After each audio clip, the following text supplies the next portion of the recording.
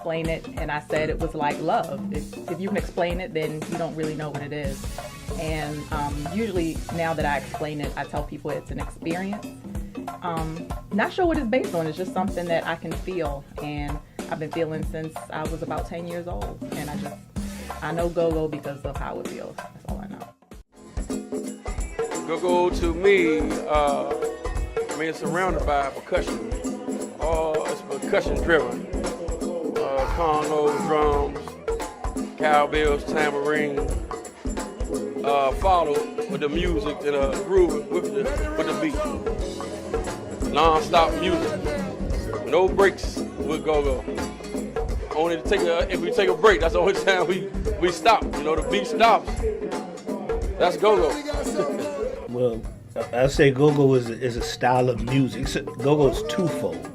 It's a style of music, and it's a way of life. It's a whole culture. And the reason I say that, it's a style of music of bands, live bands, very percussive driven. But everything about it is about the culture, the way they talk, the way they dance to the music, the stuff that they say in the music, the way they perform the music. It's all about the culture that came from this DC metropolitan area. So everything about go-go is all about the culture. Whatever's going on in the culture shows in the music, almost like with any other genre of music. And it's just a percussive driven. It's not new, because percussive driven isn't new. It comes from the 70s, and that's where the band started during the 70s, the late 70s. So that's what I would say is a percussive driven music that's culturally driven. Oh wow, go-go is, for starters, the greatest beat to ever come across this earth. Even better than a salsa beat, which to me probably is the second greatest beat. It has full of rhythms, it's based with percussions on the bottom, and different bands put different things on top. Like Familiar Places puts R&B on top, Backyard puts rap on top, Chuck Brown put blues on top. So different people put different things on top, and then you add in a little call and response and crowd participation. You add in the fact that the music never stops in between songs. That way you can stay on the dance floor and dance the whole night. Go-go is just a culmination of incredible things coming together, and I'm proud to say I'm part of it. We going two-step, 8-5-5, put me in the box.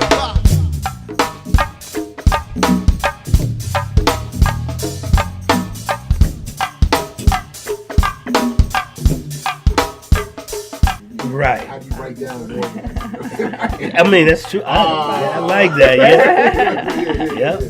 Yeah, because when you're in the pocket, you're in the zone. It's like, you're in the zone. The pocket it's a musical term. And it's a musical term when you're dealing with a band, a group of people. And it's almost like, I don't know if anybody noticed, but somebody who always talked about keeping something in the pocket with their music was Frankie Beverly and Maze. He would say, I'm feeling you, keep it in the pocket, I'm feeling, you know what I'm saying? Because the pocket is almost something like, and it's almost the way you just explained about the funk thing. It's almost like making love, you know what I'm saying? And when you're making love with a woman and all that kind of stuff. And you in the movement and you're moving around trying to get in the right position. And finally, boom, you in that right position. It's like, yeah, there it is. And you don't want to, don't move, don't budge, don't shift. Keep it right there.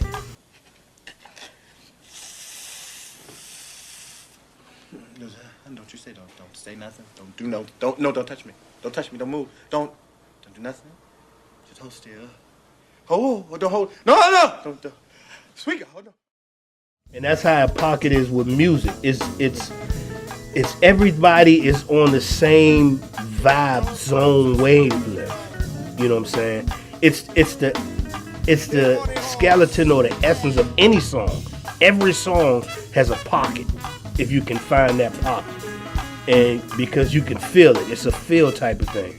So when you're in that pocket, you're just right there. You know, it's just so tight, and you don't want it to move, and just keep rising in that pocket. And go-go, since go-go is very percussive driven, it's that percussion that with the congas and the drums kind of make love to each other. You see what I'm saying? And they right there. And it's and I say it's the skeleton essence of music, because there's nothing crazy on top. No drum rolls, no breakdowns. It's just right there. That's my definition of the pop. When we saw you a couple summers ago, one of the things that attracted me to that symposium you were doing was that you were talking about the evolution of go-go from Africa to today, and then the evolution of go-go within go-go, the changes that have occurred to the pocket, etc. Could you talk a little bit about that? Well, I ain't gonna say we. Some of us like to say. You might have the young people that came out in the 90s, and their pocket is what we call a hype beat back in the 80s, which is mostly on a high Congo. Most bands played, like Bustin' Loose was like almost an African beat, an African rhythm. But then they added the high Congo. Jungle Boogie used to play, like the 101. All that, it's been out. I mean, it's the high Congo. But then you had Northeast Grooves coming up saying, give me the pocket, which their pocket changed. So their generation thought, thanks to the pocket is bop, bop, bop, when it's really not the pocket. The pocket is played basically on the three congos or the two big ones. That's the pocket. Like, if you listen to Frankie Beverly, he don't have no high congos up there. And he's always keeping it in the pocket. Keeping it to beat in the pocket, that's just making sure his band, the drummer, the congos, everything is locked. Just like we have lock it in the pocket of the socket. It's all, but it changed somewhere in the 90s. I want to say Northeast Grooves basically in their generation, or maybe Backyard, but Backyard, you know what? They have that old 80s field pocket. They nasty when it comes to that field. They not really too much. They can do it, the hype thing, but when it's pocket time, they can lock it. But it's changed. It's like me. I came up in both generations, so I can throw something from 80s that they were like, what? They think is new, but I already know it's some old. Say, what is that you doing? I'm like, that's old. That's such and such.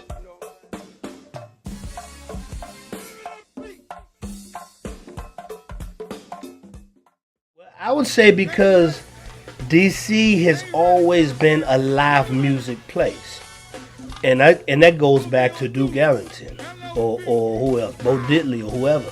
It was always a live band, and I've said this a lot of times.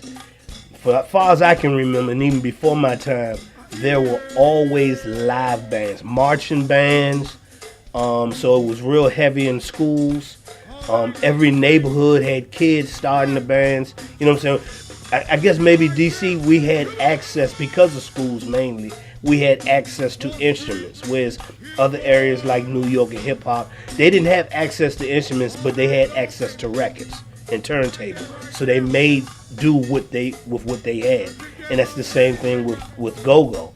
So when you're talking back in the 70s during the live band era, in music period, in R&B music, whether it's Earth, Wind and Fire or Brass Construction or Mandrill or War, it was always live and it was always percussive driven.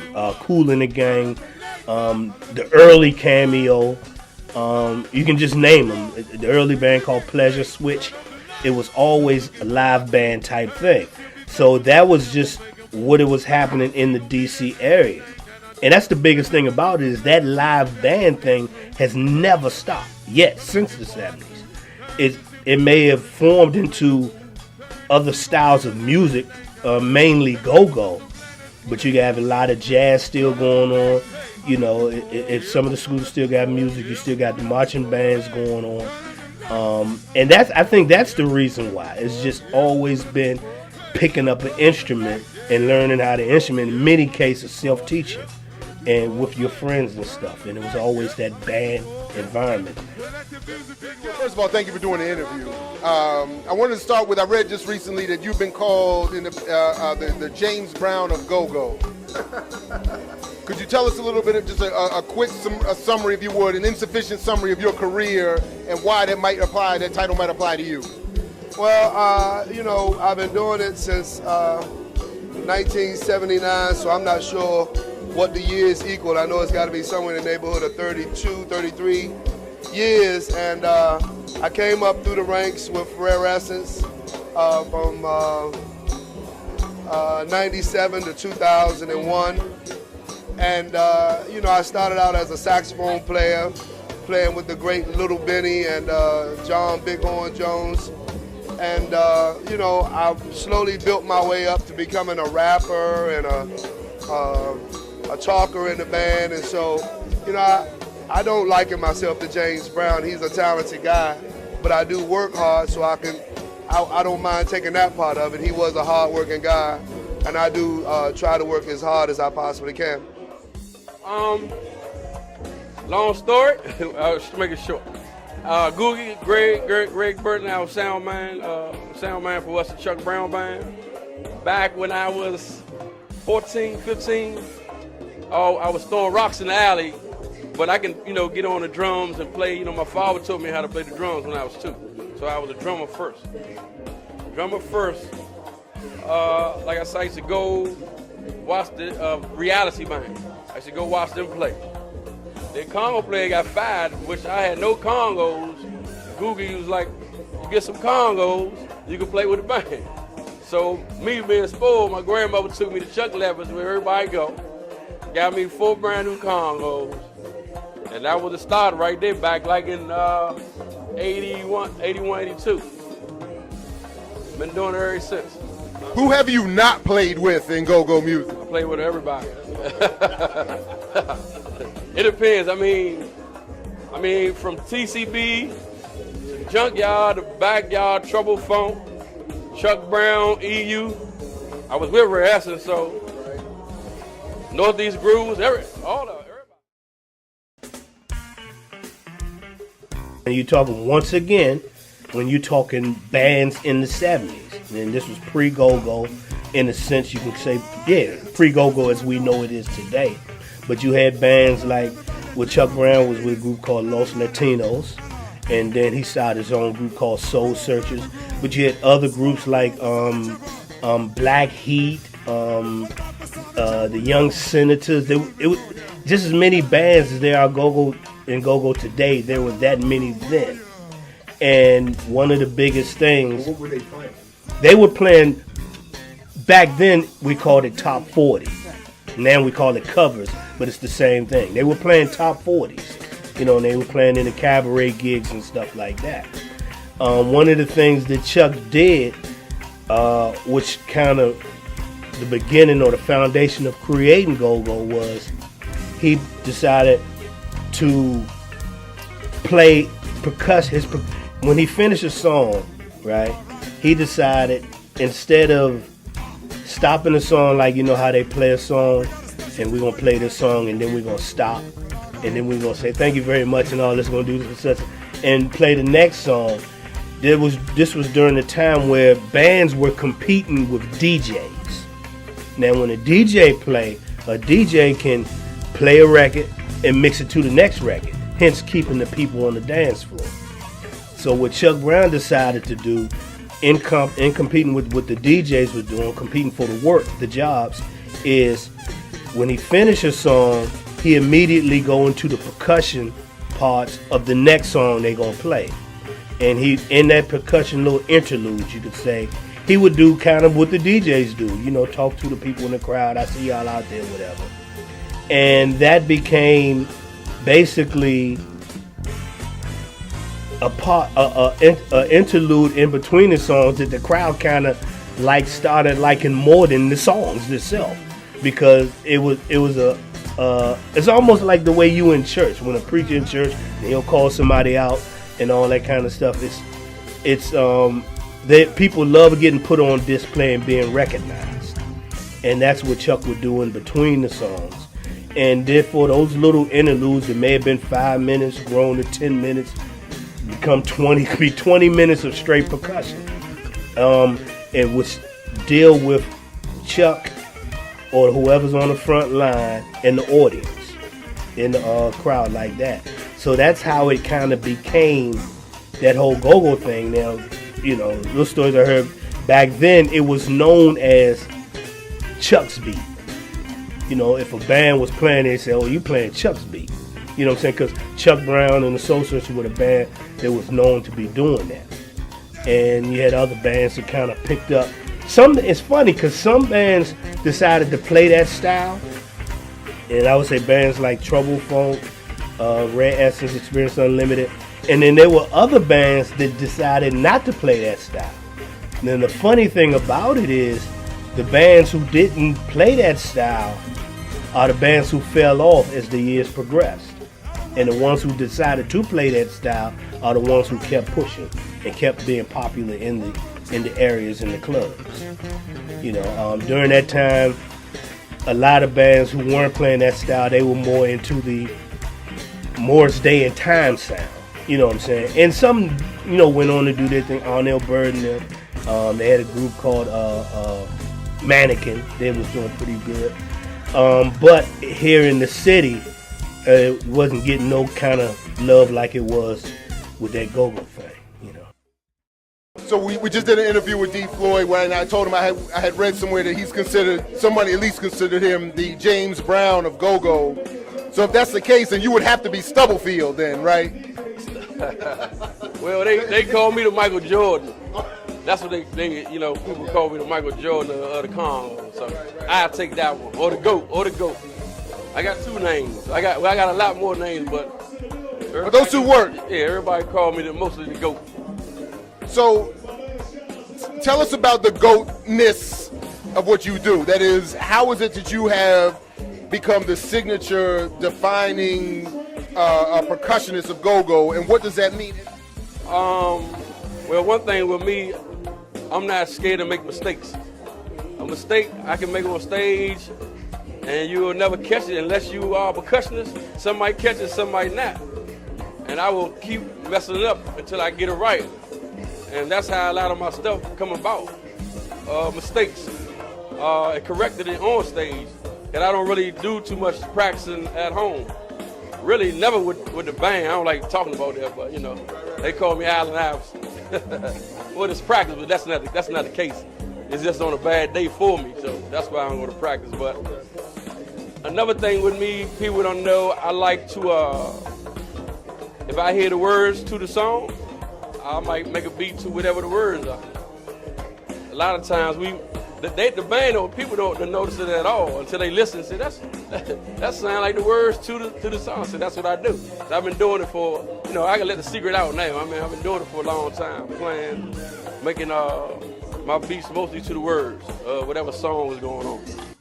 When I was growing up, my father used to come to D.C. We're from Baltimore originally, but I was born in '78, so go-go had already been created by the time I'm learning about what my father's doing, going from Baltimore to D.C. to play in different bands, and he would sing and play drums for different bands. And I was too young to know the names of any of them, but I know he wasn't necessarily a go-go person. He was a top 40 person. So eventually, he stopped going to D.C. to play with top 40 bands, and it was always gospel bands. So I'm wondering if he was part of that crew that just didn't follow with the go-go thing, and he just went gospel to keep making some money. It could have been, because a lot of people thought that was just some kind of fad. Oh man, that's you know, This was like early '80s. Yeah, exactly. That was exactly around that time, and there was some who was true blue to the top 40 that they were playing, and you know, that was more like a fad or whatever. You know how when something new come in, but you already think you on the right track of what you're doing.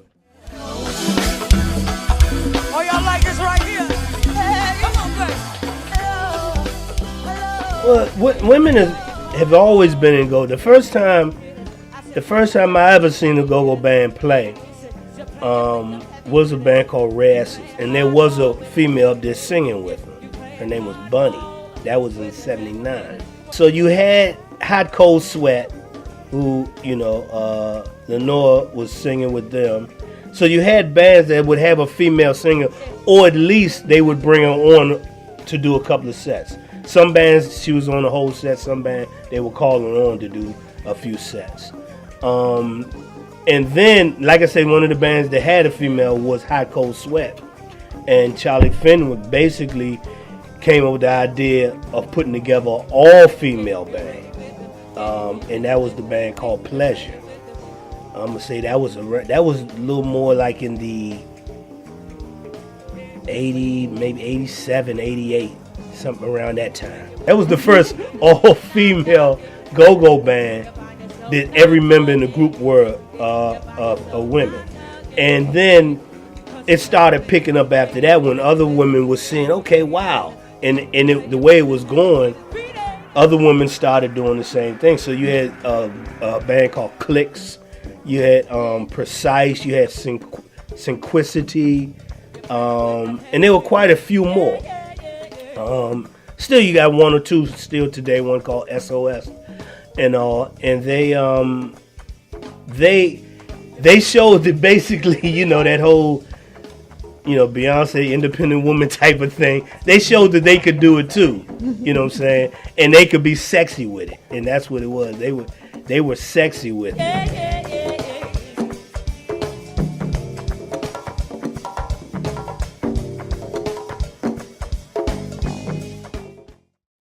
Gentrification in Washington, D.C. has definitely played a part, but not in shutting us out in the venues, but in taking away our crowd, because when we were inside of D.C. and it was predominantly black, it was pretty easy to go and grab the minds and the imagination of those kids. Now they've been run out into Prince George's County, Charles County, and so they're far more spread out, and it's far more difficult to bring them together and raise them up in this great genre called go-go.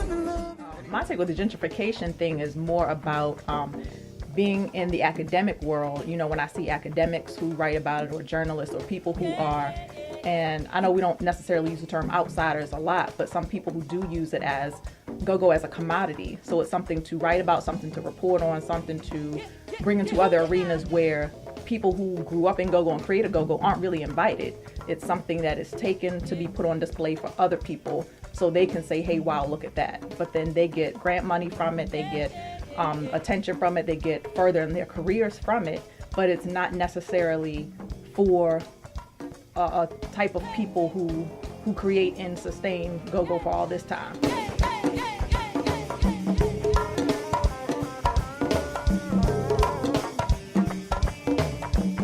Yeah, all the clubs almost shut down in D.C. Let me see, do we play in D.C. now? I don't even think we have a show in D.C. Everything is shut down. The Black Holes, the Metro Club, even Club U. And then we got the Maryland Trade Winds shut down. Put me on Deuce, L.O.V.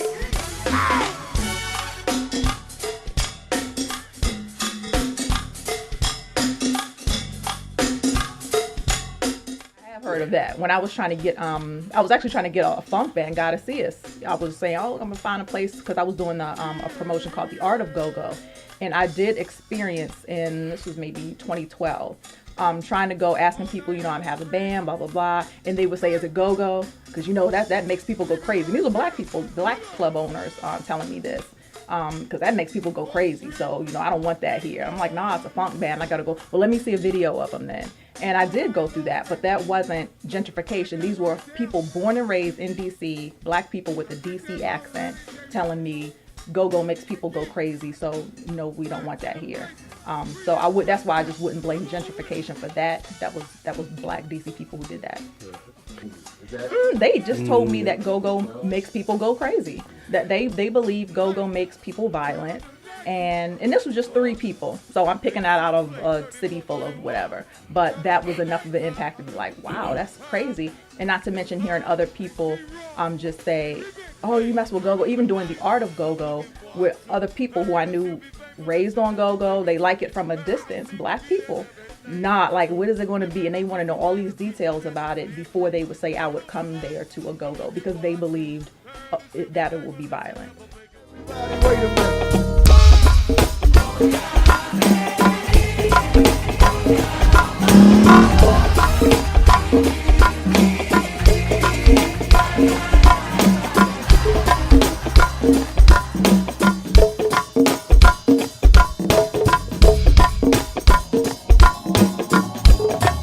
Everybody, wait a minute.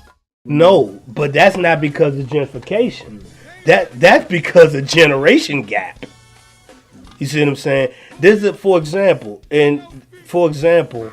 go-go has always been all over the years hot and heavy on PA tapes hitting the streets. So you had another generation that grew up in their house as babies, and they hearing all this go-go. You couldn't go up and down the street without hearing it out of somebody's car or boombox. That's not it no more. Go-go doesn't. It's almost like the same time that hip hop was heavily releasing mixtapes, go-go bands was pulling back on releasing PA tapes for whatever reasons. They may have valid reasons. Some may say, well, you know, when you put a PA tape out, a person can make copies and go out and sell them themselves. So people didn't want where they making money off of us or whatever. But that's the game, you know what I'm saying? So I think what happens is, because I got kids, you know, we got kids. Us who grew up in go-go, who got kids, and the youngins are not into it like we were when we were young. It's not the big thing. It's to them, it's just like any other form of music. To us, it was special and it was ours. To them, yeah, we got this, but we got that, and we got that. So you saying the PA tapes aren't distributed and made as much anymore? Oh no. So I think that played a part in it. I think that played a part in go-go being able to sustain over the years that it's did. I see that as even part of this gentrification issue, because where are the locations in the city that still exist where you could sell PA tapes? They may not. That's where technology comes in, as far as I'm concerned. It's almost like Like there are no record stores. But this, Right. they didn't just stop doing PA tapes. You know what I'm saying? Every blue moon, you know, some sprinkle out. But there was a time when you would get a PA tape of almost every day of the week of a band. You get a Northeast Grooves. You look at a catalog of Northeast Grooves PA tapes during the 90s. And they would, in Junkyard and Backyard, they were coming out, because they were playing like 4 nights a week. And they were coming out just like that. So they were flooding it. And just like, but with technology, I think with everybody else in their terms of music. So with me working in local radio, you know, we talked about how radio is not so local anymore. Everything is not so local. With the internet, everything is global. Everything is worldwide. Mm-hmm. Everybody wants to be the famous one worldwide. Mm-hmm. So all the local radio stations, you know, a lot of things were syndicated. Everything's just not so much local anymore. And I think that also puts more that plays generation gap. That plays a big part of it. Yeah, you'll get it. You see what I'm saying? But and that radio has always been a problem when it comes to, I mean, they'll play it to benefit them. And I'm not gonna say it's the DJ's fault. The DJ got to do what the program director and manager tell him to do. But it's never been in no heavy rotation. That was a big hurt to me for go-go.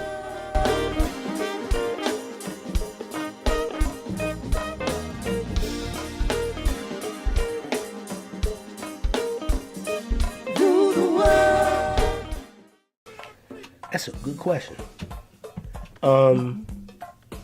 It's kind of funny because I was just thinking this the other day. He talks about it all the time. Yeah. So it was something that was going on that it was something about violence.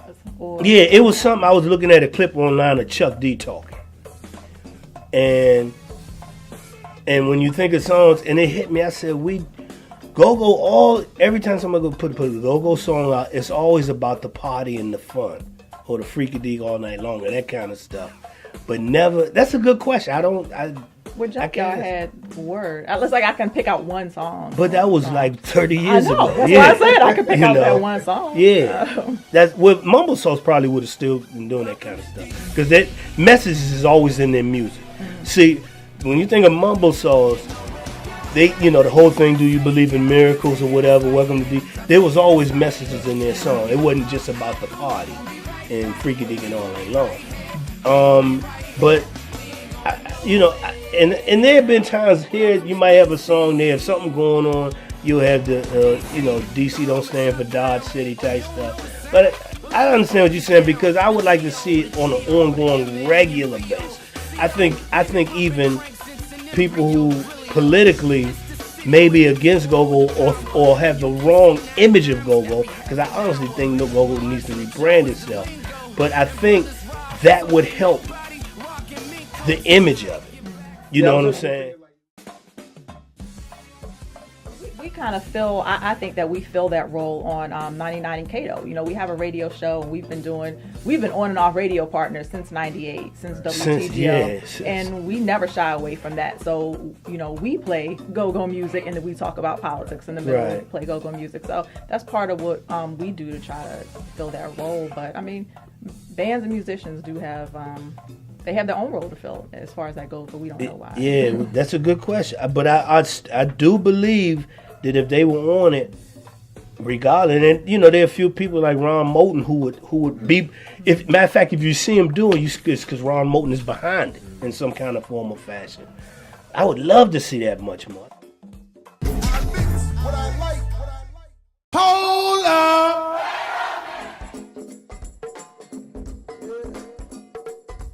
And you get a lot of answers to that. From what I understand, go-go was like another name for cabaret. I just think of that song, Going to a Go-Go. Yeah, Smokey Robinson in the 60s had, and that was 60s, Going to the Go-Go. That was just the cabaret. That was the name of the place. And because Chuck was playing real heavy at the cabaret during the early days, like Burn Manor and stuff, that was at the Go-Go. I don't know who decided to name the music that event, but that's basically, again, comes from Chuck. Hello, it's me. I was wondering if after all these years you'd like to meet to go over everything. They say the time's supposed to heal you. I ain't done much healing. Hello, can you hear me? I'm in California dreaming about who we used to be.